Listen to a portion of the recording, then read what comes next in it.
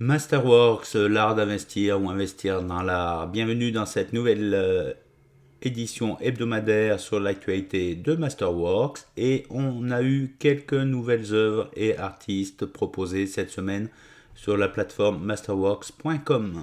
On regarde ça tout de suite. Bonjour, bienvenue sur ma chaîne YouTube Masterworks au Canada où on parle de la plateforme d'investissement Masterworks, l'art d'investir ou investir dans l'art, mon investissement préféré à date. Ma cabane au Canada.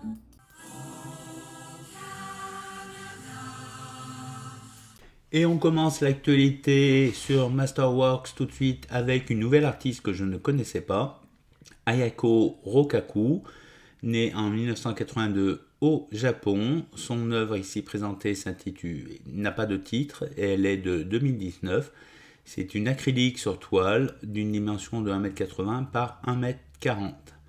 Donc on nous dit Ayako Rokaku est une artiste japonaise contemporaine qui s'est auto-formée et qui est née en 1982, qui est connue pour son mélange de la culture japonaise avec l'abstraction occidentale.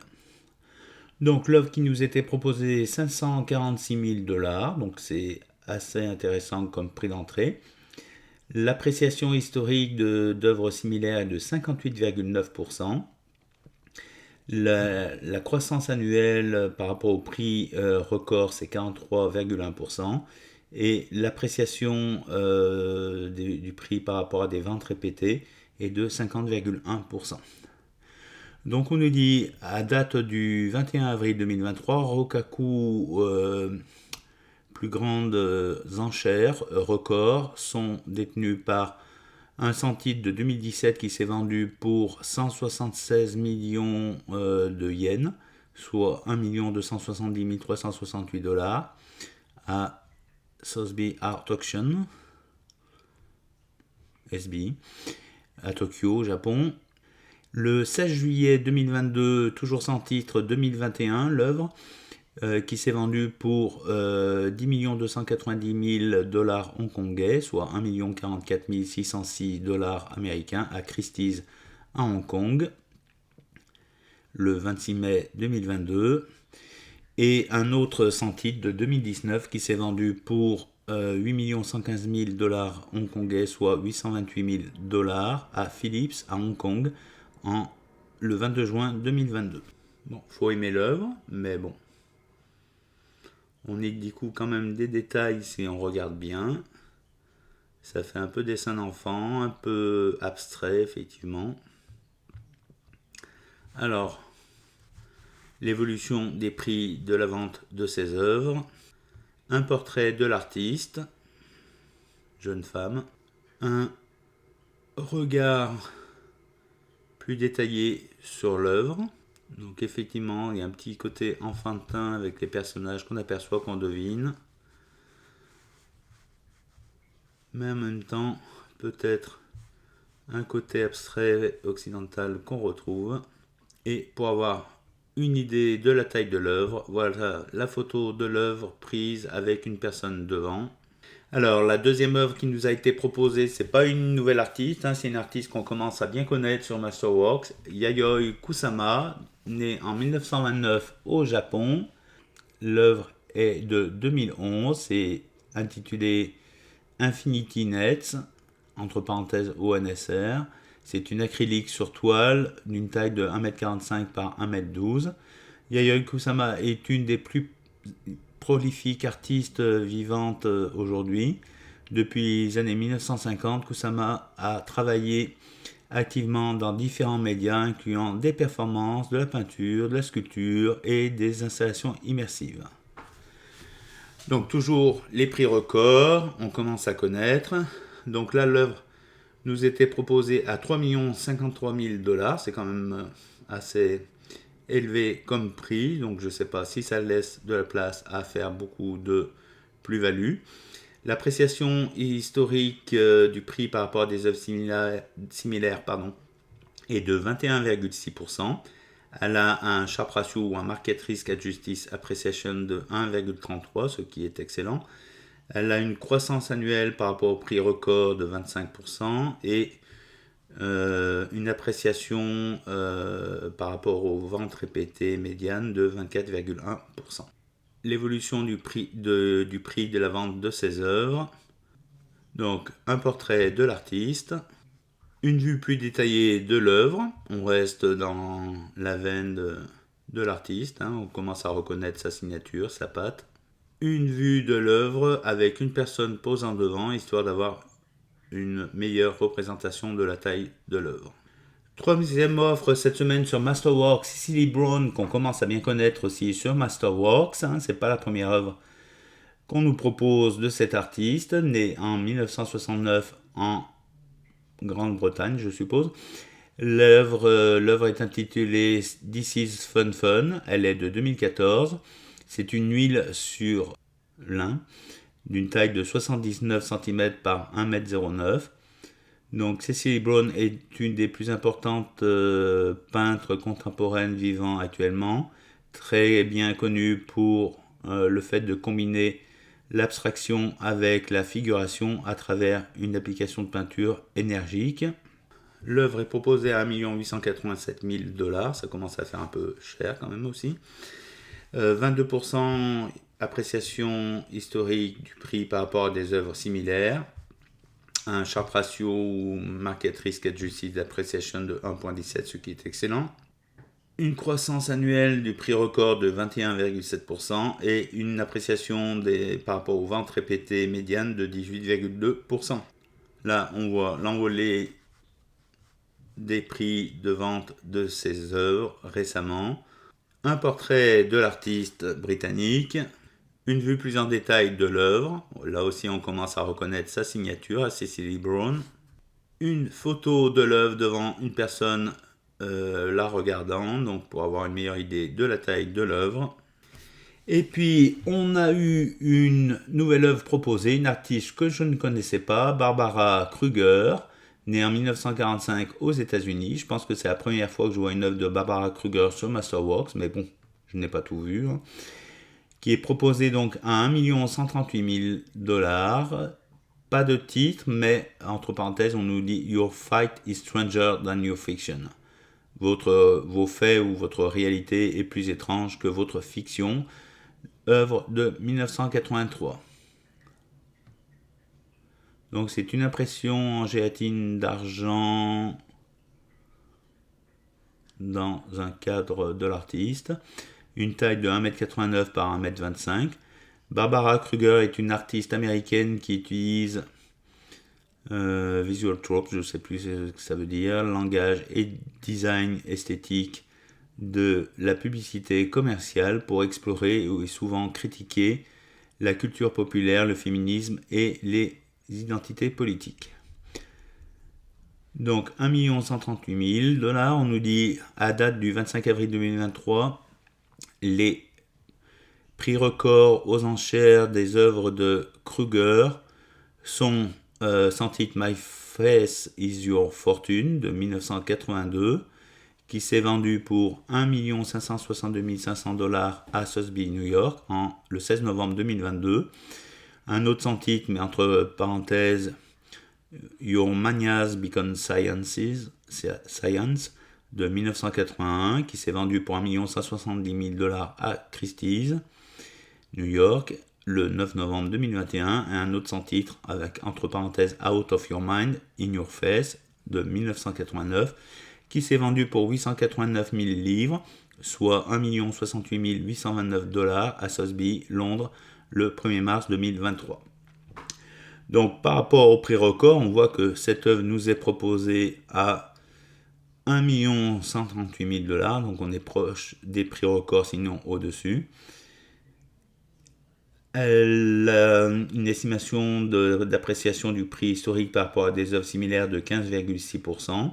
Une appréciation historique par rapport à des œuvres similaires sur 5 ans de 28%. Une croissance du prix par rapport au prix record de 9,4%. Et une appréciation par rapport aux ventes répétées médianes de 13,4%. Donc là, moi, personnellement, l'œuvre, je la trouve originale. Ça change, mais je la trouve un peu chère par rapport au prix de vente record actuel. Donc ils ont pris le soin d'encadrer la partie des prix records. On est à 1,2 million, 1,6 million. Là, l'œuvre nous est proposée à 1,138 million. Mais c'est juste les 2 derniers prix records récents. Sinon, la moyenne était plutôt aux alentours des 400 000 $, 500 000 $. Un portrait de l'artiste, Barbara Kruger. Une vue détaillée de l'œuvre. Une vue de l'œuvre avec une personne posant devant pour avoir une meilleure idée de la taille de l'œuvre. Donc un peu imposante. Alors, dernière œuvre de la semaine que j'ai reçue ce dimanche 30 avril, juste avant d'enregistrer cette émission. Enregistrement un peu en retard, désolé. Cause, né en 1974 aux États-Unis, donc dans la série Chum, entre parenthèses KCC1 de 2014. Ça ressemble à des œuvres qu'on nous a déjà présentées, qui sont encore en vente. Donc c'est une acrylique sur toile sur un panneau, une taille de 2,13 m par 1,73 m. L'artiste Brian Donnelly, aussi connu sous le nom de Cause, est devenu un phénomène global pour son appropriation de l'iconographie de la culture populaire.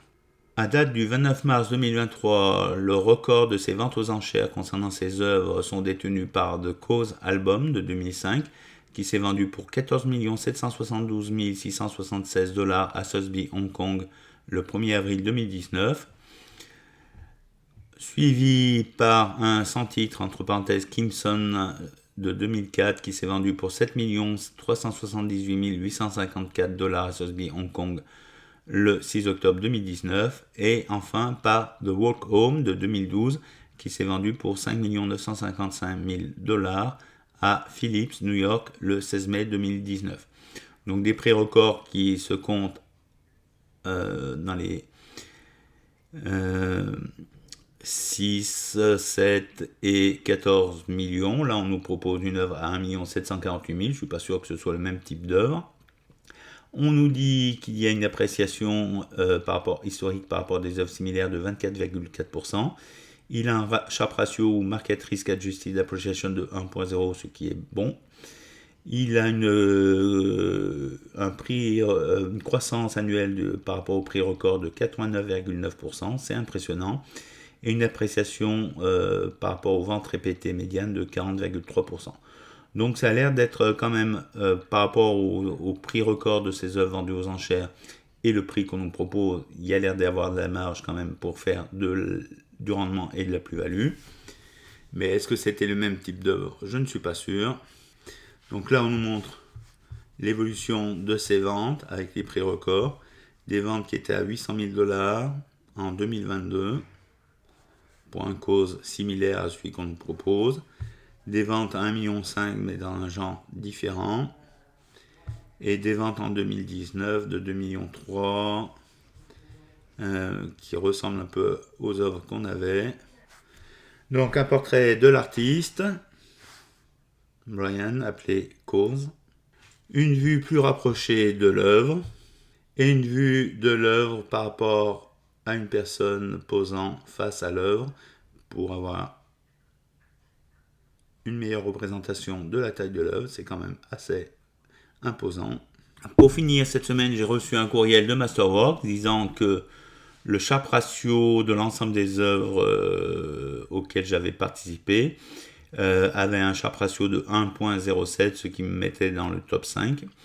Mes top artistes sont Yayoi Kusama avec un Sharpe ratio de 1.33, Pierre Soulages avec un Sharpe ratio de 0.58, Bansky avec un Sharpe ratio de 1.4, Cecily Brown avec un Sharpe ratio de 1.17 et Albert Hollen avec un Sharpe ratio de 0.92. Donc au niveau des offres disponibles, on me dit il y a Jean-Michel Basquiat, son œuvre Senti de 1983 qui est proposée à la collecte, qui me rajouterait un 0.001 à mon Sharpe ratio de l'ensemble des œuvres que j'ai achetées. Cecily Brown, il me dit ça rajouterait l'artiste, mais bon, je l'ai déjà. Et Yayoi Kusama qui rajouterait un 0.0, un 0,1 à mon Sharpe ratio. Sympa le petit email, ça permet de faire le point. Donc nous voici sur le site web de Masterworks. Donc la dernière œuvre qui a été proposée ce dimanche 30 avril de cause, le Chum KCC1 de 2014, 1 748 000.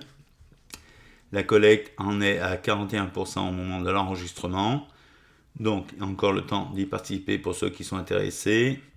Cecily Brown, c'est une précédente œuvre qui avait été proposée, qui est toujours à 99% de collecte. Les nymphes sont parties.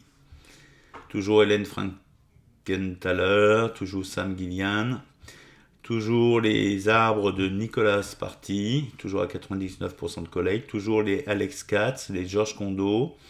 Toujours le très sympathique portrait de cet artiste que j'apprécie, enfin que je ne connaissais pas, Lynette Yadom Boaki, 99% de collecte, un tableau avec un prix initial de 516 000 $, donc c'est quelque chose d'accessible et qui pourrait prendre encore plus de valeur dans les années à venir, mais c'est plus peut-être à long terme. Toujours un Yoshitomo Nara à 99% de collecte. Le précédent cause qui ressemble étrangement à celui qui vient d'être proposé aujourd'hui, mais plus en rouge qu'en violet. Chum de 2016, un peu plus récent, qui est proposé à 888 000 $, moins cher que celui d'aujourd'hui. Oui, 2 fois moins cher que celui qui nous était proposé aujourd'hui. 99% le niveau de collecte sur cette œuvre. Guterford toujours en cours à 99%. Alighiero Boetti toujours en cours à 99%. Le Cecily Brown de cette semaine, This is Fun de 2014, 93% de collecte, donc ça progresse, mais encore le temps. Moi j'ai déjà du Cecily Brown, donc bon. Le Kessaring, toujours en collecte en cours, bon, il est à 4 229 000 $, donc ça prend un peu plus de temps. 74% de progrès sur la collecte. Moi j'ai déjà du Kessaring, donc c'est pas le meilleur rendement vu les prix actuels, mais bon, c'est toujours bien d'en avoir un dans son portefeuille d'œuvres sur Masterworks. Yayoi Kusama, l'œuvre qui nous a été proposée à 3 053 000, 62% de collecte, donc il y a encore de la marge, avec un Sharpe ratio de 1.33. Hernan Bass, nouvel artiste qui nous avait été présenté il y a 1 ou 2 semaines, dont j'aime bien cette première œuvre, je ne connaissais pas l'artiste. Si je pouvais, j'investirais dans cette œuvre juste pour l'artiste et cette œuvre, mais elle est quand même à 921 000 $. Je ne suis pas sûr que, là on nous dit appréciation de prix par rapport à des œuvres similaires, 24,5%. Je pense que c'est plus un investissement à long terme. Toujours le Jean-Michel Basquiat à 15 651 000 $, quand même, 46% dans la progression de la collecte. Donc pour ceux qui arrivent qui n'ont pas encore de Jean-Michel Basquiat, ça peut être intéressant. Il faut en avoir au moins dans sa collection. Et là aussi, c'est un investissement à long terme. Le Barbara Kruger qui nous a été proposé cette semaine, 1 138 000 $, 41% au niveau de la progression de la collecte. Une appréciation du prix similaire par rapport à des œuvres qui est seulement de 15,6%. Première fois, à ma connaissance, qu'on nous présente cet artiste sur Masterworks. Donc, pourquoi pas, faut aimer. Le prix un peu élevé quand même. L'appréciation, le rendement n'a pas l'air si important que ça. Mais bon, c'est bien de diversifier. Au niveau des œuvres vendues récemment, rien de nouveau. Au niveau de mon portfolio, pas de nouvelle appréciation, on reste au même niveau. Un gain non réalisé de 104,50 $. J'attends d'avoir ma première œuvre qui soit enfin vendue sur Masterworks. Ça fait presque 1 an que je suis sur Masterworks, donc j'espère que d'ici la fin de l'année, j'aurai au moins une œuvre qui se vendra, histoire de récupérer une partie du capital pour pouvoir réinvestir et me constituer un fonds de roulement, et puis empocher quand même les intérêts, le rendement sur cet investissement, qui est un investissement moyen-long terme. Voilà, c'est tout pour l'actualité de cette semaine sur Masterworks. N'hésitez pas à mettre un pouce si vous avez aimé la vidéo. N'hésitez pas à vous abonner. C'est une toute nouvelle chaîne que je lance par rapport à ma chaîne plus financière sur Ma finance au Canada. Ici, j'ai voulu me faire plaisir avec une chaîne dédiée à Masterworks et aux artistes et œuvres que Masterworks nous propose à l'investissement, mais c'est aussi un petit voyage dans les arts. Ciao, bisous.